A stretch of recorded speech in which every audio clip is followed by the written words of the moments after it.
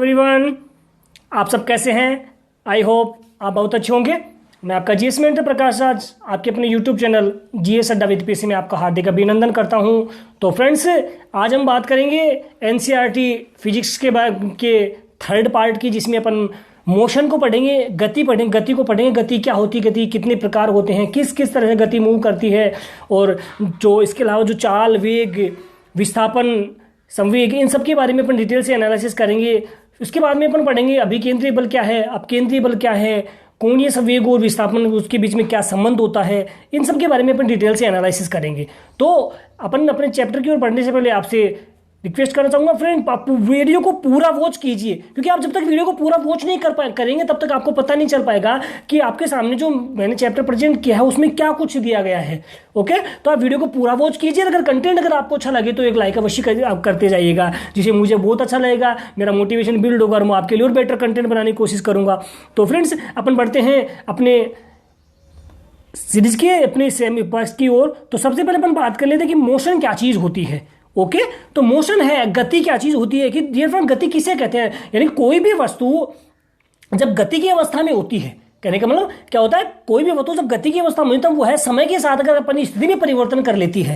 यानी कोई भी वस्तु होती है जब गति की स्टेज, यानी कि वो चल रही होती है, यानी कि मतलब अपने आप में एक नया चेंज कर रही होती है, उसका अगर समय के साथ में अपने कोई परिवर्तन कर लेती है तो उसको क्या कहा जाता है, गति कहा जाता है। ओके फ्रेंड, और जो गति होती है इसकी व्याख्या तय की जाती है, इसकी दूरी या फिर विस्थापन के रूप में की जाती है। यानी कि इसकी व्याख्या की बात करें, कि इसके डिस्क्रिप्शन की बात करें कि इसका डिस्क्राइब किस तरह से किया जाता है, तो इसको डिस्क्राइब किया जाता है तय की गई दूरी या फिर विस्थापन के रूप में किया जाता है। तो ओके फ्रेंड, तो आप समझ पाए होंगे कि गति किसे कहते हैं।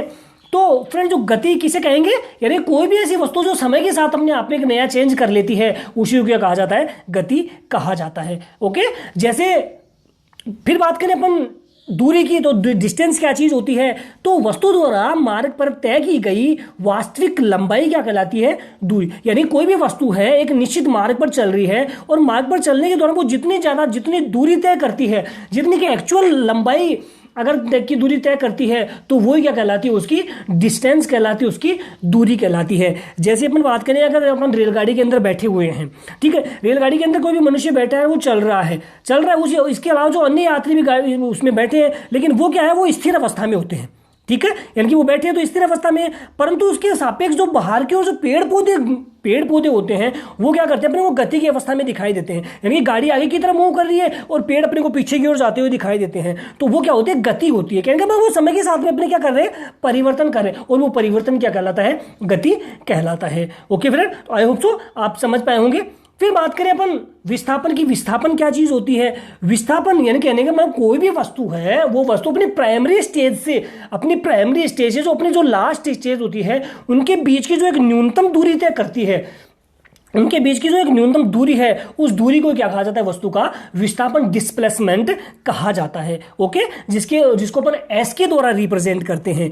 ओके, फिर बात करते हैं अपन गति की। जो मोशन होता है, मोशन के क्या टाइप होते हैं, तो मुख्य तो देखे जाए तो मोशन के 2 टाइप होते हैं और 2, लेकिन वो इसके अलावा इसके 5 टाइप होते हैं। तो सबसे पहले अपन जान लेते हैं कि मोशन के 5 प्रकार कौन कौन से होते हैं। सबसे पहला होता है रेखीय गति, जिसको अपन लीनियर मोशन भी कहते हैं। तो डियर फ्रेंड्स, लीनियर देखो नाम से स्पष्ट है, लीनियर। देखो मेरा तो देखो एक ही फंडा है कि सबसे पहले अपन अगर कोई भी अपन चीज को अपन रिपीट उसको लर्न कर रहे हैं तो सबसे पहले जो अपने जो वर्ड दिया गया है उस वर्ड के मीन को समझो, क्योंकि अगर वर्ड के मीन को आप समझ गए तो उसकी डेफिनेशन बनाना बहुत ही ज्यादा आसान है। अब देखो यहाँ लिखा है रेखीय गति, लाइनर, कहने को मतलब कोई भी गति है वो क्या करे, लाइन में, कहने एक सीधी रेखा में गति कर रही है, और वो क्या हो गई, रेखीय हो गई परिभाषा। देखो इजी सी परिभाषा बन गई, यानी कि ऐसी गति जिसमें कोई कण या पिंड है वो एक सरल रेखा के रूप में गति करता है, तो उसको क्या कहते हैं, सरल रेखीय गति कहते हैं। जैसे अपन बात करें, कोई सीधी सड़क है, सीधी सड़क पे कोई गाड़ी चल रही है या कोई घोड़ा दौड़ रहा है, तो वो कैसी गति हो गई, सरल रेखीय गति हो गई। या कोई गोली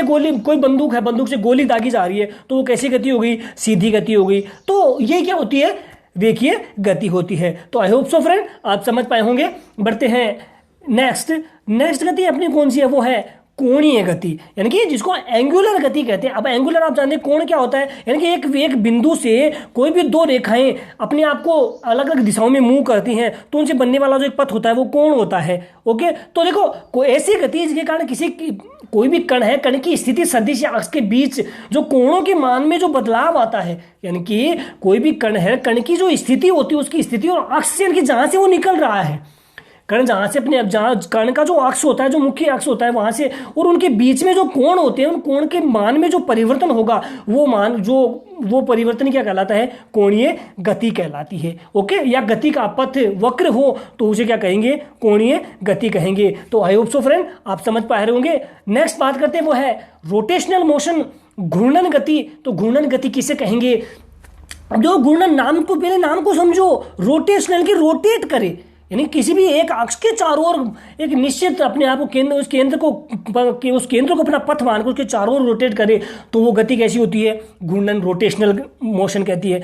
तो देखो किसे कहेंगे, जब कोई पिंड किसी अक्ष के परितः है, यानी कि अक्ष के चारों ओर इस प्रकार गति करता है कि पिंड का प्रत्येक कण वृत्तीय पथों पर चलता है। कहने का मतलब वर्ताकार स्थिति में अपने आप को रोटेशन करता है और समस्त वृत्तीय पथों का केंद्र उसके अक्ष पर होता है। मेरे कहने का मतलब समझो, अरे जैसे अपन बात करें कोई एक जैसे बल्ब, लट्टू होता है, लट्टू देखा हो ना, लकड़ी का लट्टू, उसके नीचे के लिए गोल, उसको अपन यूं फेंकते हैं तो वो घूमता है। अब वो घूम रहा है किस पथ में, वर्ताकार पथ में घूम रहा है, लेकिन उसकी जो नोक है, उसकी जो कील है, वो उस कील की नोक पे घूम रहा है। उसका अक्ष कौन हो गया, वो कील की नोक हो गई और उसके ऊपर वो रोटेशनल गति कर रहा है, तो उसे क्या कहेंगे, रोटेशनल मोशन कहते हैं। इसी तरह अपन बात करें जो आटा पीसने की चक्की होती है, उसका पार्ट होता है। अब वो पार्ट क्या होता है, गोलाकार होता है, वृत्त की तरह होता है। उसका अक्ष कौन, उसकी जो धुरी बीच में जिसके चारों ओर वो घूम रहा है, तो वो कैसी गति हो गई, रोटेशनल मोशन होती है। तो आई होप सो फ्रेंड आप समझ पाए होंगे। नेक्स्ट अपन बात करते हैं वो होती है सर्कुलर मोशन, वृत्तीय गति। यानी कि जो घूर्णन गति होती है उसका सेम रूप कौन होती है, सर्कुलर मोशन होता है। कि सर्कुलर भी वृत्त होता है, घूर्णन भी हमेशा कहते हैं वृत्तीय पथ पर घूमती है। तो जब कोई कण किसी बिंदु को केंद्र मानकर, यानी कि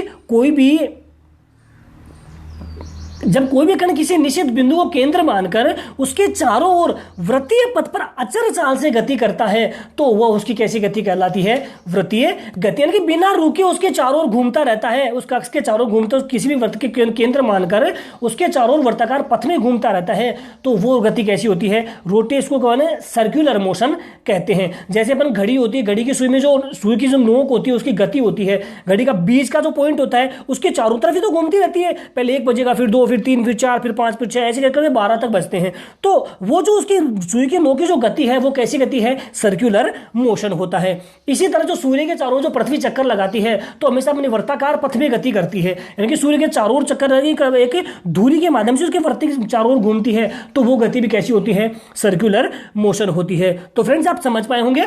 बढ़ते हैं नेक्स्ट है वो है वाइब्रेटरी मोशन, यानी कि जो कंपनिक गति होती है तो वो कैसी होती है, उसको कहते हैं जब कोई पिंड किसी निश्चित बिंदु के इर्द गिर्द घूमता है, यानी कि मतलब उसके इधर उधर गति करता है तो वह गति कैसी कहलाती है, कंपनिक गति कहलाती है। यानी कि कोई भी पिंड है और किसी वस्तु के निश्चित बिंदु है, जैसे अपन धूल की बात करें, जैसे स्प्रिंग होती है, स्प्रिंग कोई पिंड लटक रहा है, उसके अपन जैसे ये स्प्रिंग है, इसके मैंने ये पिंड लटका दिया, ठीक है। अब लटकाने के बाद में वो क्या करेगा, वो जो वो पिन जो स्प्रिंग है वो खींचेगी तो उसमें देखो आपने देखा होगा उसमें ऐसे वो धीरे धीरे हिलता रहता है, उसमें वो कंपन होता है तो वो गति कैसी होती है, कंपनिक गति, वाइब्रेटरी मोशन उसे कहते हैं। ओके फ्रेंड आप समझ पाए होंगे। नेक्स्ट है वो है स्पीड एंड वेलोसिटी, यानी कि चाल और वेग में क्या संबंध होता है, चाल और वेग क्या चीज होती है।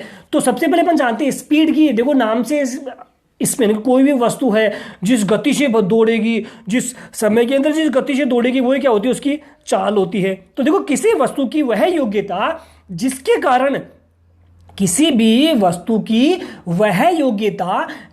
कारण वह किसी निश्चित समय अंतराल में कुछ दूरी तय करता है उसे क्या कहते हैं, उसकी चाल कहते हैं। यानी कोई भी पिंड है, कोई भी वस्तु है, और वो एक अपनी यानी कि अपनी योग्यता को प्रदर्शित करेंगे, क्या करेगी, एक निश्चित समय अंतराल में क्या करेगी, जितनी दूरी तय करती है तो वो दूरी क्या कहलाती है, उसकी चाल कहलाती है।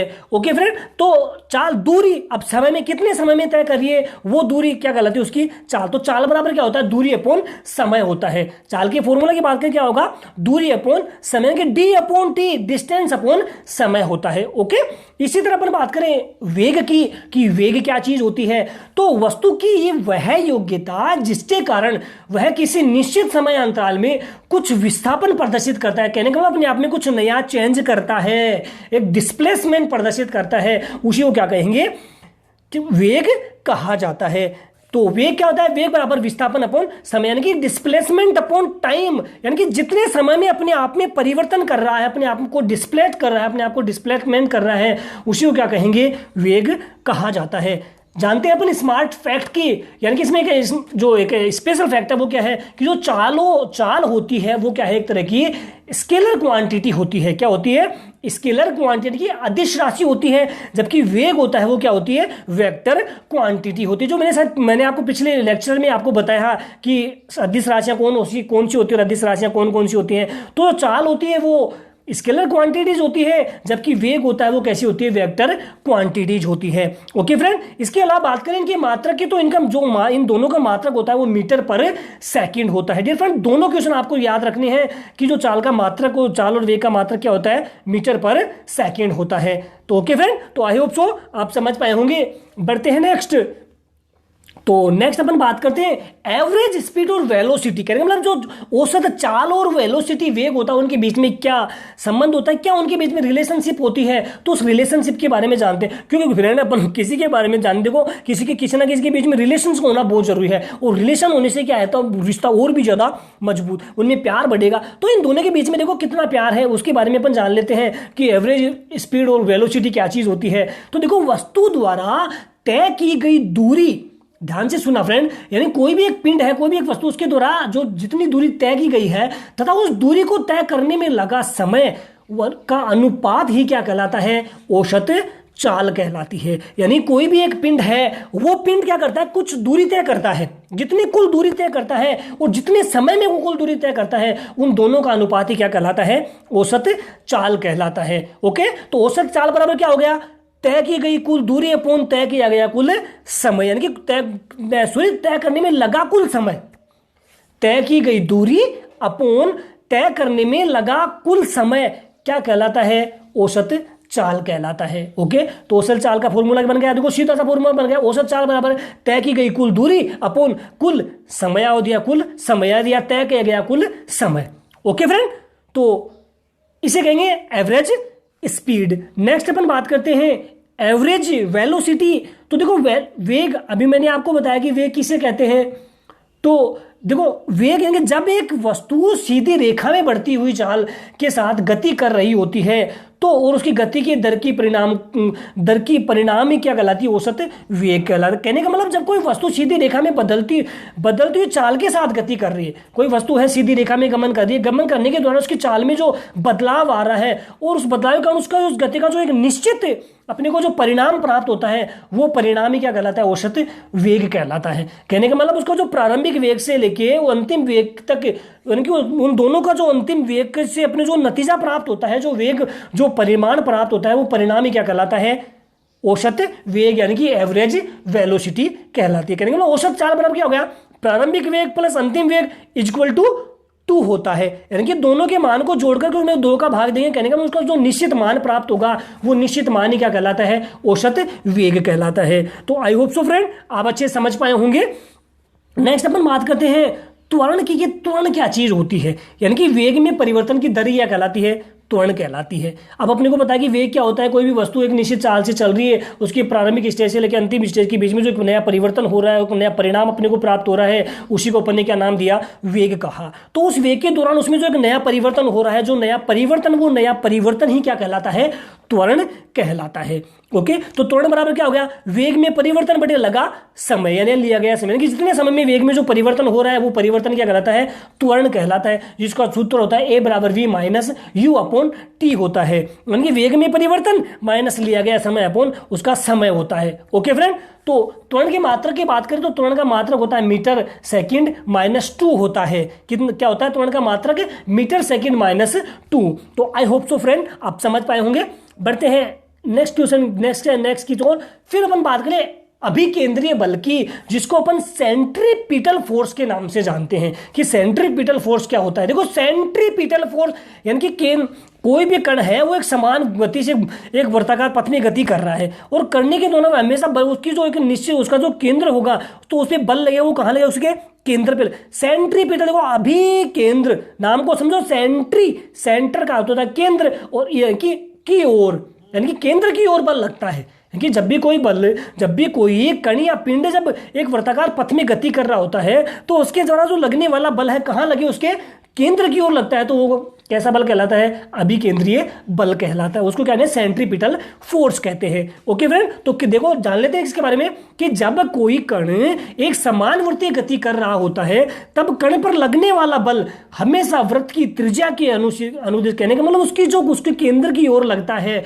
तो उसे वृत्तीय पथ पर घूमने को बाध्य करता है, यानी कि उसके केंद्र पर लगता है, उसको क्या करता है, उसके वृत्तीय पथ पर यानी कि उसके जो वर्ताकार पथ पर उसको घूमने के लिए मजबूर करता है। तो इस प्रकार के बल को क्या कहते हैं, अभिकेंद्रीय बल कहते हैं। तो फ्रेंड्स आप समझ पाए होंगे।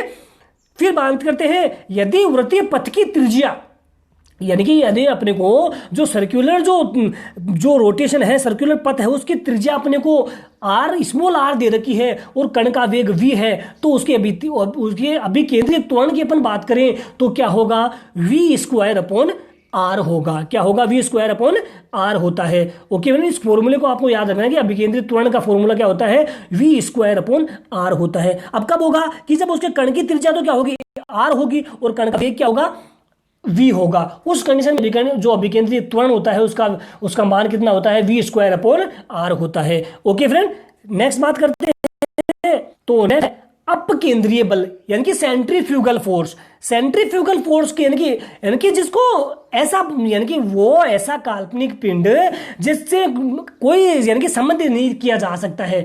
कहने का मतलब ये एक तरह का जिसको अपने जड़त्व का बल भी कहते हैं या छदम बल भी कहते हैं। कहने अगर नॉर्मल वे में अपन जाने तो जैसे एक जो जड़ बुद्धि बालक होता है ना, उसी तरह यानी कि अपन कल्पना कर सकते हैं कि यार ये इंटेलिजेंट हो सकता है, ये बहुत ज़्यादा माइंडेड खोपड़ी है। करेंगे मेरे कहने का मतलब समझ रहे हो कि इनकी इस प्रकार का काल्पनिक बल जिन्हें परिवेश में किसी पिंड से संबंधित नहीं किया जा सकता है। कहने का मतलब एक कमजोर बच्चा है तो क्या अपन कमजोर बच्चे की संज्ञा किसी इंटेलिजेंट बच्चे से कर सकते हैं, नहीं कर, केवल कल्पना कर सकते हैं कि काश यार मैं भी इस इंटेलिजेंट बच्चे की तरह होता।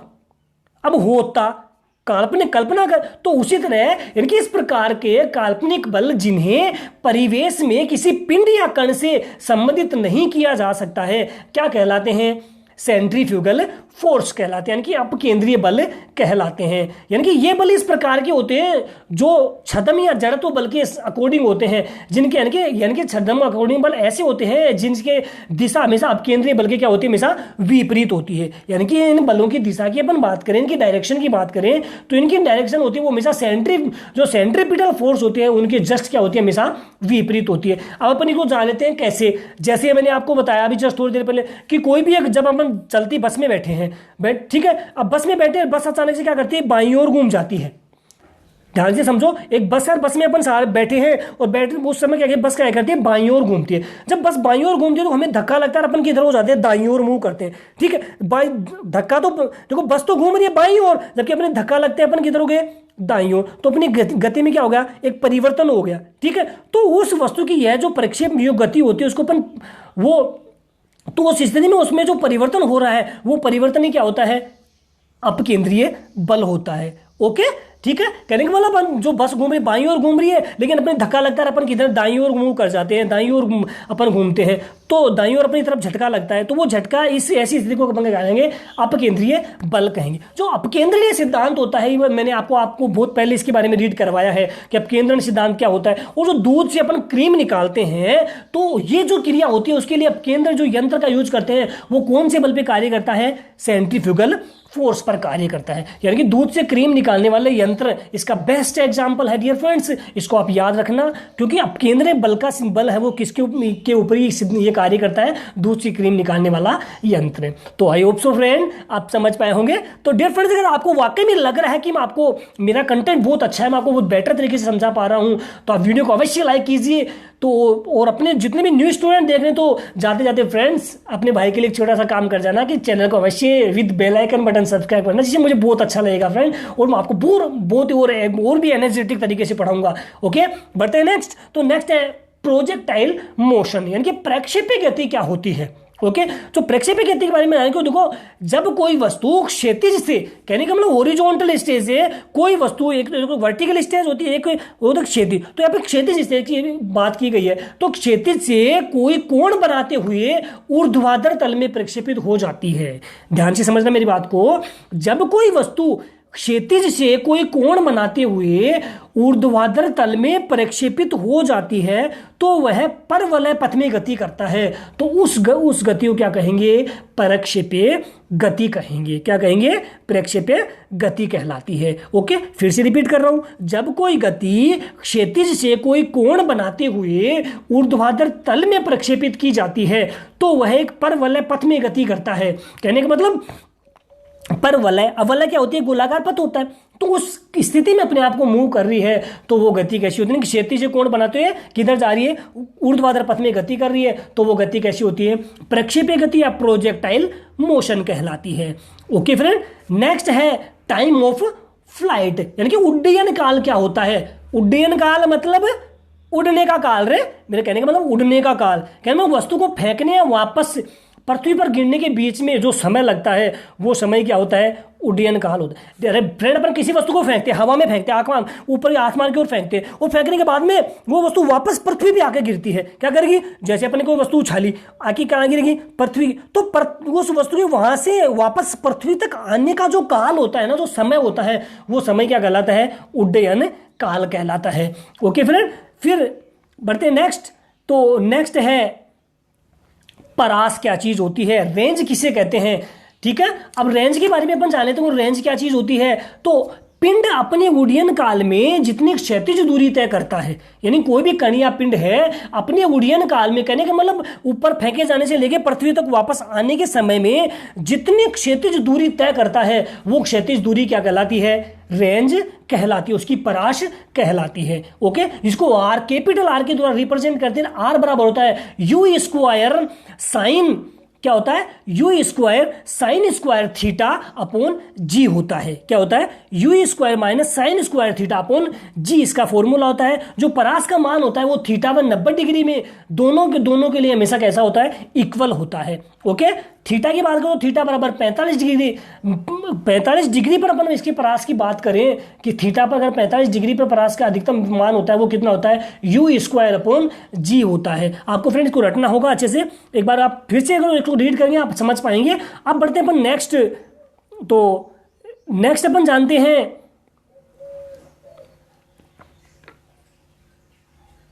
अपन कोणीय विस्थापन के बारे में। एंगुलर डिस्प्लेसमेंट क्या चीज होती है, यानी कि जब कोई कण किसी वृत्तीय पथ पर गति पर चलता है, तब किसी विशेष क्षण में, यानी कोई भी कण है एक वर्ताकार पथ पर गति कर रहा है, और कुछ एक विशेष क्षण में कण का त्रिज्यीय जो वेक्टर होता है, उसका जो एक सदिश कण की होता है, वो प्रारंभिक स्थिति में जितना कोण बनाता है, उस कोण को क्या कहा जाता है? कोणीय विस्थापन कहा जाता है। अब इसको अपन एकदम नॉर्मल वे में समझते हैं।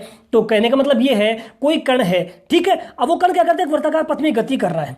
वर्ताकार पथ में गति करने के दौरान किसी विशेष क्षण में कोई ऐसा पल, अचानक से कोई ऐसा पल आए, उस पल में क्या करे? वो अपने उसका जो प्रारंभिक स्थिति है, उस प्रारंभिक स्थिति में जितना कोण बनाएगा, वो उस कोण को, उस कण का क्या कहते हैं? कोणीय विस्थापन कहते हैं। आपके सामने देखो ये वर्ताकार पथ दिखाई दे रहा है। इसमें जो इसका जो ओ बिंदु है वहां से क्या करेगा, वो एक वर्ताकार पथ में गति कर रहा है, रोटेशन की टी पी से T1, टी से T2 ऐसे करता करता लास्ट कहाँ आएगा, पी तक वापस आएगा। उस स्थिति में इसको तो जो थीटा का मान थीटा1 थीटा2 थीटा ऐसे जो डेल जो थीटा होता है, कहने को कोणीय विस्थापन जिसको डिस्प्लेसमेंट कहते हैं, उस स्थिति में उसके अंदर जो परिवर्तन हो रहा है, उस परिवर्तन के दौरान वो जितना कोण बना रहा है, ठीक है, प्रारंभिक स्टेज से जितना कोण बना रहा है वो कोण ही क्या कहलाता है, डिस्प्लेसमेंट कहलाता है, यानी कोणीय विस्थापन कहलाता है। ओके, अब अपन बात करें जैसे डिस्प्ले की बात करें तो ये कोणीय विस्थापन बराबर क्या होता है, डेल थीटा बराबर होता है डेल एस अपॉन आर होता है। ओके, कोणीय विस्थापन एक सदिश राशि होती है और जिसका मात्रक हमेशा क्या होता है, रेडियन होता है। क्या होता है फ्रेंड, रेडियन इसका मात्रक होता है, आपको याद रखना है। तो अपन बढ़ते हैं नेक्स्ट। तो नेक्स्ट है अपना